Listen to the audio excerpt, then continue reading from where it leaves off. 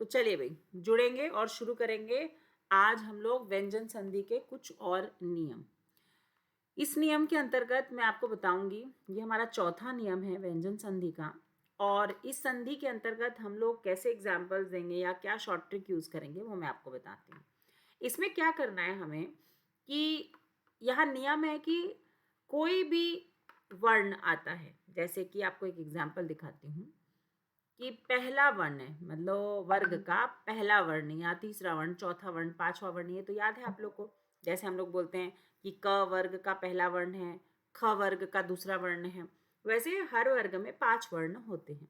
ठीक है, तो यहाँ पे नियम है कि यदि वर्ग का तीसरा वर्ण आ जाए तो वो उसी वर्ग के पहले वर्ण में बदल जाएगा। तो मैं इसको लिखकर भी आपको बताती हूँ। ठीक है, इसमें क्या करना है आपको, तीसरे वर्ण को उसी वर्ग के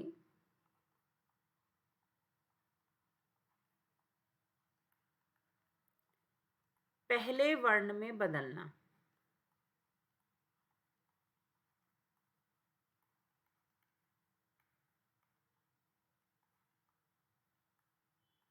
ठीक है, ये सिंपल सा एक नियम है। और नियम में मैंने क्या बताया कि तीसरा जो वर्ण है, तीसरा लिख दो यहाँ पे, हिंदी पे तीसरा लिख दे रही हूँ, तीसरे वर्ण को उसी वर्ग के पहले वर्ण में बदलना। ठीक है, तीसरे वर्ण को उसी वर्ग के पहले वर्ण में बदलना। जैसे मान लो अब क वर्ग है, क वर्ण है, ठीक है, तो आपको क्या करना है, ये ग तीसरा है ना, या फिर मैं च छ ज की बात करूं तो च पहला वर्ण है, च छ ज तीसरा वर्ण है। ये क्या हो जाएगा, च च के बाद कौन सा आता है, ट वर्ग आता है, तो ट ठ ड। फिर आता है आपका कौन सा वर्ग आता है, त वर्ग आता है, तो त थ द। और फिर आता है प फ ब, है ना। तो मैंने पहला वर्ण लिया है और तीसरा वर्ण लिया है। इसका नियम क्या कहता है कि कोई भी तीसरा वर्ण आ जाए, है ना, तो उसको क्या करना है, उसको उसी वर्ग के पहले वर्ण में चेंज कर देना है। ज को च में चेंज करना है, ग को क में चेंज करना है, अणा को ट में चेंज करना है, द को त में चेंज करना है और ब को प में चेंज करना है। अब कैसे करना है ये भी ध्यान देना जरूरी है। तो चलो देखते हैं इनको कैसे करना है। देखो, अब जैसे मान लो आपके पास बहुत सारे एग्जाम्पल आ जाते हैं। जैसे एक एग्जाम्पल है वाग जाल।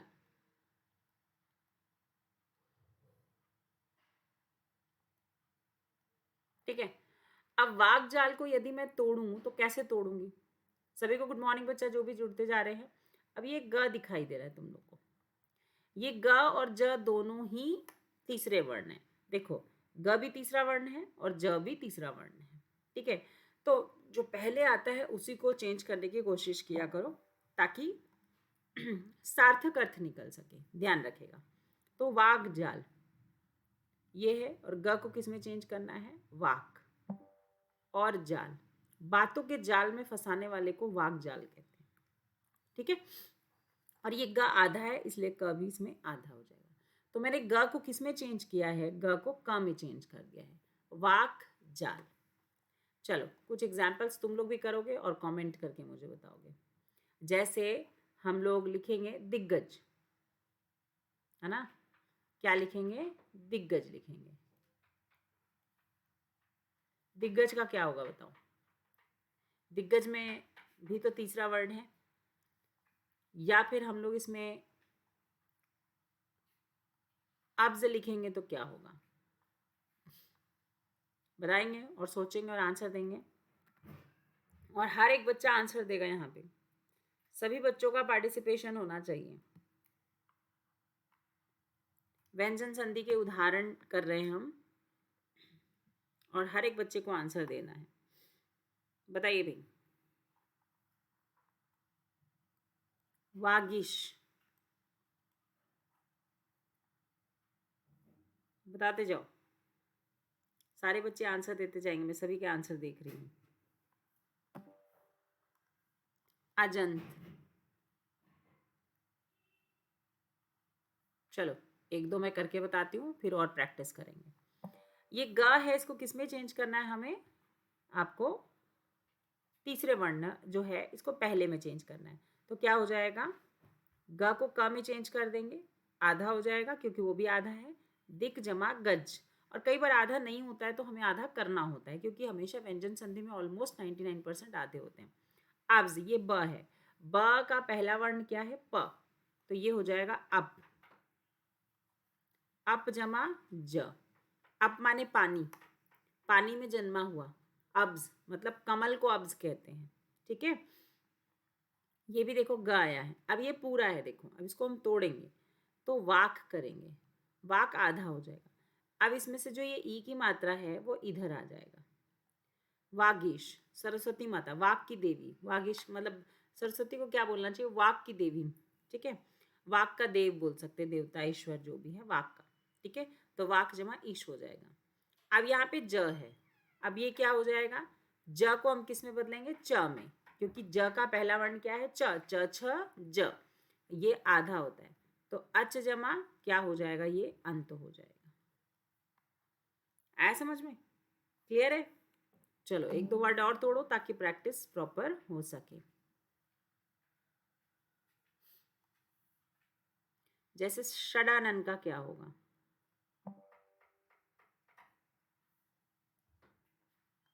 षडानन बताइए भाई, बच्चे आंसर देंगे सभी कोई?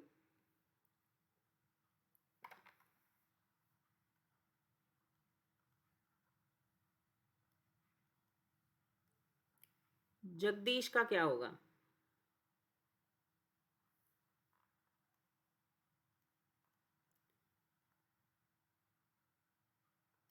भगवद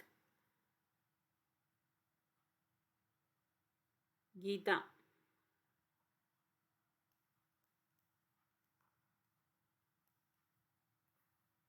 का क्या होगा? बताइए भी, फटाफट बताएंगे।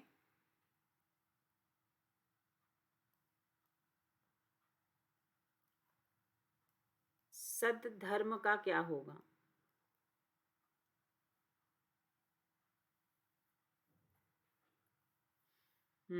देखो षडानन ड है, ड ये देखो यहाँ पे ट ठ ड तीसरा वर्ण है और इसका पहला वर्ण होता है ट। तो ये वाला वर्ण जो है ये चेंज होगा षट, आधा। और ये जो आ है ये इधर आ जाएगा और क्या बन जाएगा? आनन। षट जमा आनन, जगदीश। अब ग भी है पर जक जमा देश का तो कोई अर्थ निकलेगा नहीं, हम आगे चले जाएंगे। तो द को किस में बदलेंगे? त में, क्योंकि द किस में बदलता है? त में बदलता है। तो जगत जमा, ये बड़ी ई इधर आ जाएगी, ईश। जगत का ईश जगदीश। भगवद गीता, अब भग जमा वद जमा गीता तो नहीं होगा। भगवत, मैंने कहा था ना सार्थक खंड में तोड़ना है, तो भगवत जमा गीता। सद धर्म, तो क्या हो जाएगा? सत जमा धर्म। आया समझ में?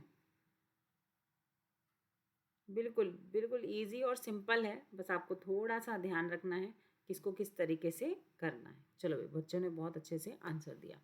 आया समझ में? तो यहाँ तीसरे को हम किस में बदल रहे हैं? पहले में बदल रहे हैं।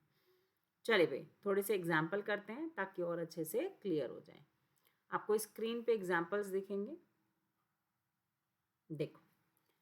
यहाँ पर मैंने क्या बताया है कि व्यंजन संधि को, यहाँ पे आपको रूल के साथ दिख रहा होगा, ठीक है, कि वर्ग के पहले वर्ण का तीसरे वर्ण में परिवर्तन।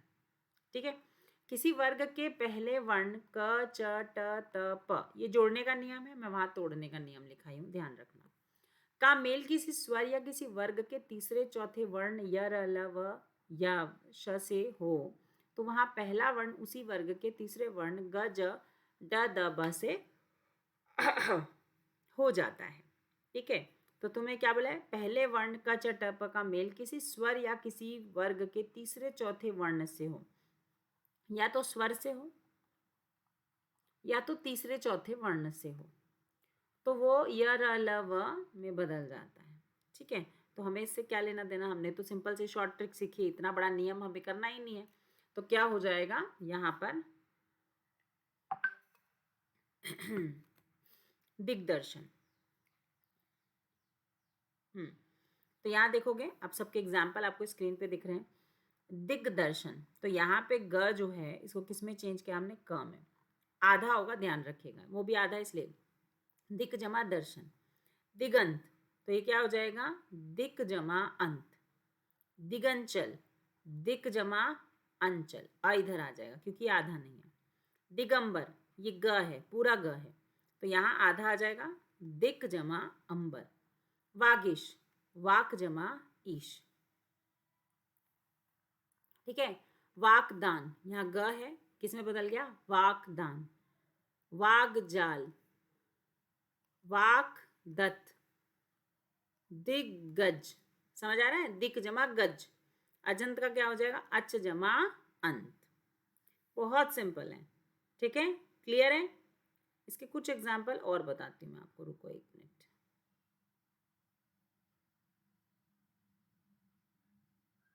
यहाँ पे आपको दिखाई देंगे, यहाँ से। ठीक है, यहाँ षड दर्शन, ये ड है और ड का पहला वर्ण होता है ट, तो क्या हो जाएगा, सट जमा दर्शन। तदनुसार होता है, और द को हम किस में बदलते हैं, त में, त थ द। ठीक है, सद्भावना, तीसरे नंबर पे द का पहला वर्ण त है, तो सत जमा भावना। सदुपयोग, स्पेलिंग भी देखो, वर्तनी आपकी संधि से ही सुधरेगी। जिसकी संधि जितनी अच्छी होगी उसको उतनी अच्छी वर्तनी का ज्ञान होगा। सदुपयोग क्या हो जाएगा, सत जमा उपयोग। भगवत गीता, भगवत जमा गीता, भगवत में हमेशा द आधा होता है। उद्घाटन, तो यहाँ क्या हो जाएगा, उत जमा घाटन। आजादी, अब ये आजादी वाली नहीं है, अच जमा, है ना, ये दूसरी वाली, तो आजादी, उसमें बड़ी की मात्रा होती है, इसमें छोटी की मात्रा है। षट जमा आनन, षडानन। तत् जमा अनुसार, अनुरूप, तदनुरूप, यहाँ द में बन गया।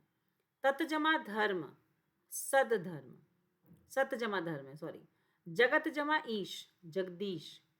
भगवत जमा गीता, भगवत गीता। तत् जमा भव, तद भव। आ रहा समझ में, ये सब पहले भी पढ़ चुके हम लोग। जगत जमा गुरु, जगत गुरु, द में चेंज हो गया। अप जमा ज, अब्ज। सूप जमा अंत, सुबंत, ये ब में चेंज हो गया। उत जमा अंबा, ये उत जमा अंबा गलत है। जगदम्बा क्या हो जाएगा, जगत जमा अंबा। लाइट चली गई है बीच में, अगर बंद हो जाए क्लास तो समझ जाना लाइट की प्रॉब्लम है, क्योंकि इंटरनेट इन्वर्टर से तो क्लास चल रही है, बट देखो अब इंटरनेट का कनेक्शन कितने देर काम करेगा। जगत जमा अंबा, एक बार चेक करूं तुम लोग की क्लास। चलो अभी तक तो चल रही है, ग्रीन लाइट है ना। चलो आगे बढ़ते हैं। तो हम लोग कहाँ पहुंचे थे, हम लोग जगत जमा अंबा। तो जगत अंबा तो क्या हो गया, जगदम्बा। ये त को किस में चेंज कर देंगे हम, त थ द में चेंज हो जाएगा। सचित जमा आनंद, क्या हो जाएगा यहाँ पे आप देखोगे, तो ये सचित जमा आनंद, सचिदानंद। मैंने याद है तुम लोग को पहले तोड़ा था तो मैंने बताया था, सत होगा, फिर उसके बाद चित होगा, और फिर आनंद होगा। ठीक है, तो यहाँ पर सत्य जमा चित्त जमा आनंद के रूप में ये टूटता है। आ रहा है भी सबको समझ में, यहाँ तक किसी को कोई दिक्कत, ये वाला तो मेरे ख्याल से अच्छे से सबको समझ आ गया है, इसमें तो कोई दिक्कत नहीं है किसी को।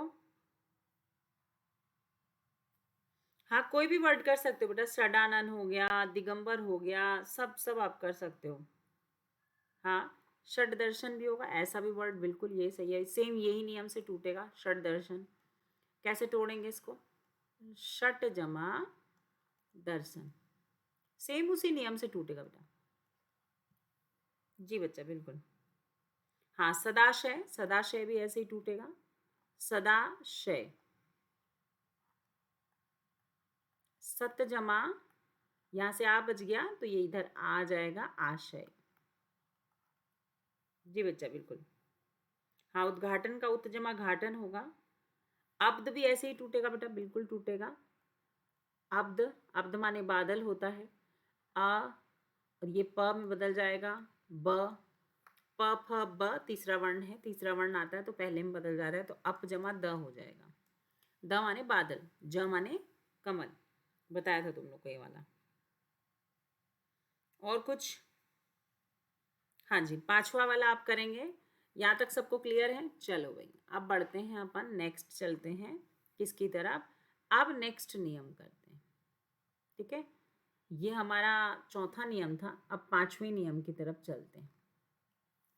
व्यंजन संधि में जिन्होंने नियम नहीं देखे हैं वो जरूर क्लास देख लेंगे। ठीक है, पांचवी नियम के अंतर्गत हम पढ़ते हैं, वहां पे हम क्या करते थे, तीसरा वर्ण आता था तो उसको पहले वर्ण में बदलते थे। अभी सेम वही करना है, हमें पहले वर्ण में ही बदलना है, पर पांचवें वर्ण को। ठीक है, तो यहाँ पे मैं हिंदी में लिख देती हूँ। पांचवें वर्ण को उसी वर्ग के तोड़ते समय, ध्यान रखना मैं तोड़ने के नियम बता रही हूं, उसी वर्ग के पहले वर्ण में बदलना।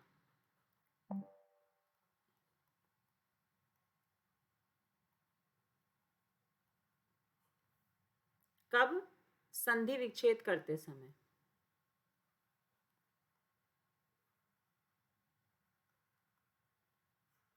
ठीक है, संधि विच्छेद करते समय ध्यान रखोगे, तोड़ते समय। जोड़ने का नियम नोट्स में लिखे हुए हैं, जो आप लोग को पीडीएफ मिल रही है बैच में, और ये तोड़ते समय आपको मैं तोड़ने के नियम करा रही हूँ। चलिए भाई आगे बढ़े। हाँ, अब ये नियम क्या है देखो, मैंने क्या कहा, पांचवें वर्ण को पहले वर्ण में बदलना है। तो पांचवा वर्ण तुम लोगों को पता है कौन कौन सा होता है? चलो पांचवा वर्ण पहले देखते हैं। पांचवा वर्ण यहाँ पे होता है आपका एक अंग होता है। ठीक है, दूसरा क्या होता है आपका, जिसको हम लोग कहते हैं निया। तीसरा होता है अणा। चौथा होता है न। और क्या होता है? पांचवा म।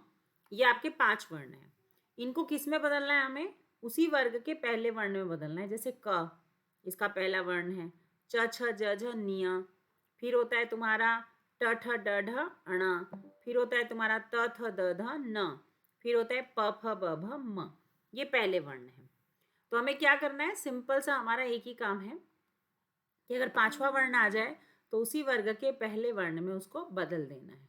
निया को च में, अणा को ट में, और न को त में, म को प में। जबकि पहले हम क्या कर रहे थे, पहले हम तीसरे वर्ण को पहले वर्ण में बदल रहे थे। ठीक है, आया समझ में? चलो अब देखो कि जैसे हम लोग कुछ वर्ड्स लिखते हैं। दिल्ली में ठंड शुरू हो चुकी है ना? आज कितना नवंबर है? आज मेरे ख्याल से 16 नवंबर है ना? और 16 नवंबर में आप देखोगे तो दिल्ली में आज कल से ठंड शुरू हुई है। ये नहीं कहूँगी कि ठंड बहुत धड़ाके की है, देख रहे हो मैं ऐसे ही बैठी हूँ, और जनरली तो नवंबर में कोई ऐसे नहीं बैठ सकता। तो क्या करोगे, तापमान इतना बढ़ते जा रहा है, पॉल्यूशन इतने बढ़ते जा रहा है, पर कल से थोड़ा सा लग रहा है कि हाँ भाई ठंड जो है शुरू हो रही है। चले भाई, हाँ जी, इसीलिए चाय पी रही हूँ। बच्चे कह रहे हैं मैम चाय पी रहे हो? हाँ जी बिल्कुल। वो भी ग्लास में क्यों पी रही हूँ, क्योंकि कप में ना चाय ठंडी हो जाती है। देसी लोग बहुत अच्छा करते थे, ये देसी तरीका है ग्लास में चाय पीने का। और लोग शर्म करते हैं आजकल ग्लास में चाय पीने का, बट दिखावे में हम लोग कप में चाय पीते हैं, बट आपको कप में जब पीते हो तो चाय बहुत जल्दी ठंडी हो जाती है, और गरम गरम चाय का अपना एक मज़ा है। तो ग्लास में बहुत देर तक, वो भी लंबे और छोटे ग्लास में चाय बहुत देर तक गर्म रहती है। तो इसके मज़े लेते लेते मैं पढ़ा रही हूँ, है ना? कप में रहती तो अभी तक तो कितनी ठंडी हो जाती है। तो ग्लास में पियो, मज़ा आएगा, है ना? स्टैंडर्ड अपनी जगह है, और उसकी जो खूबियाँ हैं वो अपनी जगह हैं। खूबियों को मत त्यागो, ठीक है ना? दिखावे में कुछ नहीं रखा है, जिससे फ़ायदा होता है वो काम करो। चलो भाई, तो यहाँ हम क्या कर रहे थे, पांचवें वर्ण को पहले वर्ण में बदल रहे थे। अब देखो इसमें क्या चीज़ ध्यान रखना है। अब यहाँ पे एक चीज़ तुम ध्यान दोगे कि हम लोग क्या करते हैं यहाँ पे कि अब कुछ ऐसे वर्ड्स लिखेंगे जिनके बीच में पांचवा वर्ड आए, है ना। चलो एक वर्ड लिखते हैं वांग में। बहुत फेमस है, बहुत बार पूछा गया है। वांग में तुम्हें दिख रहा होगा, पर यहाँ वांग आधा है। ठीक है, इसमें अंगह जो है आधा है, आधा है। तो वांग में आपको आधा भी दिखेगा, पूरा भी दिखेगा, आपको कोई दिक्कत नहीं है इसमें। ठीक है, और बताओ भाई। प्रांग मुख भी लिख सकते हो, प्रांग मुख। आप पंचानन भी लिख सकते हो। ठीक है, ऐसे लिख सकते हो आप, ये आधा रहेगा पंचानन। और बताओ भाई, एक षणमुख भी लिख सकते हो आप,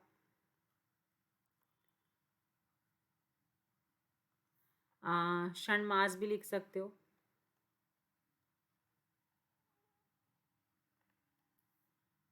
है ना। चिन्मय भी लिख सकते हो, अम्मय भी लिख सकते हो। और बताओ भी। हाँ, षणमुख भी लिख सकते हो, लिख दिया षणमुख। और बताएं भी, कोई भी लिख सकते हो आप, उन्मूलन लिख सकते हो।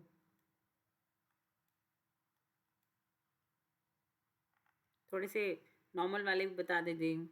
उन्नति लिख सकते हो। हाँ, तोड़ते जाएंगे सभी बच्चों के कमेंट देख रही हूँ मैं। हाँ, उन्नति लिख सकते हो। और बताओ भाई,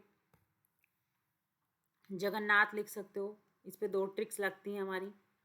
वो सेम अल्फ़ाबेट दो बार आता है तो त में बदल देते हैं, वो भी आ रहा है यहाँ पे।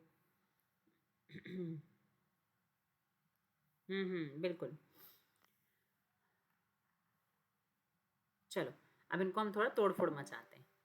वांग में, अब जब वांग में बोल रहे तो ये अंगह को किस में बदलेंगे, का में बदलेंगे, तो क्या हो जाएगा, वाक आधा हो जाएगा जमा मय। संधि करते समय हम पांचवें वर्ण को पहले वर्ण में बदल दे देंगे। यहाँ क्या हो जाएगा, अंगह का प्राक, प्राक जमा मुख। ये पंचानन है तो यहाँ पे क्या हो जाएगा, ये निया आया है तो ये हो जाएगा आपका पंच। गलत लिखा है क्या ये,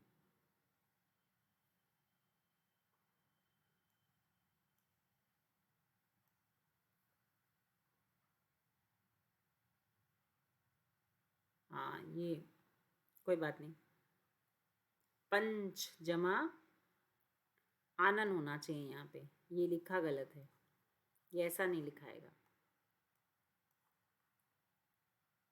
ये हो जाएगा आपका पंचानन, ऐसे होगा ये, पंच जमा आनन। ठीक है,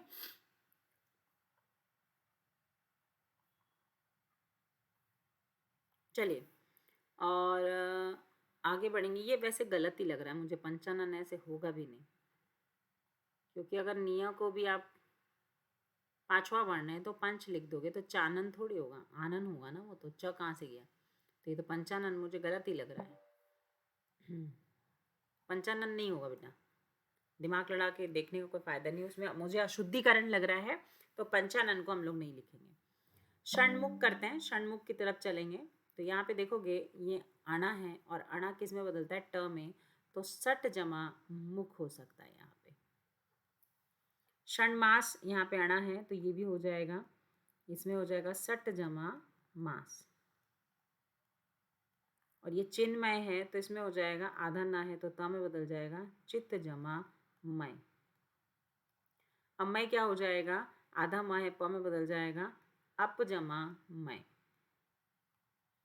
उन्मलन क्या हो जाएगा, आधा ना है त में बदल जाएगा, क्योंकि न त में बदलता है देखो यहाँ पे, तो क्या हो जाएगा उत जमा मूलन। उन्नति में आधा ना है तो किस में बदल जाएगा, त में। वैसे भी दो वर्ण एक साथ आते हैं तो मैंने शॉर्ट ट्रिक बताई थी, उत जमा नति हो जाएगा। जगन्नाथ का भी बताया था आपको, आधा ना का पूरा आधा ना को त में बदल देंगे, जगत जमा नाथ। चलो कुछ इसके एग्जाम्पल और देखते हैं ताकि अच्छे से क्लियर हो जाए। यहाँ तक सबको समझ आ गया? कोई दिक्कत नहीं? चलो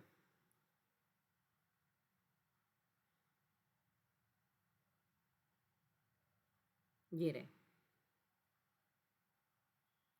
इस नियम में यदि किसी वर्ग के पहले वर्ण के पश्चात किसी वर्ग का पंचम वर्ण हो तो पहला वर्ण अपने वर्ग के पंचम वर्ण में परिवर्तित हो जाता है। यहाँ पे तुम एग्जाम्पल्स दिख रहे होंगे स्क्रीन पे। वांग में, याद है इसलिए वाक जमा में। वांग में वाक ये मुख है तो वाक मुख। षण्मुख तो षट जमा मुख। षण्मास ये अणा आधा है, ठीक है, या इतना ही है बस, तो सट जमा मास। चिन्ह में चित्त जमा मय। जगन्नाथ तो क्या हो जाएगा? जगत जमा नाथ। सन्मार्ग सत जमा मार्ग।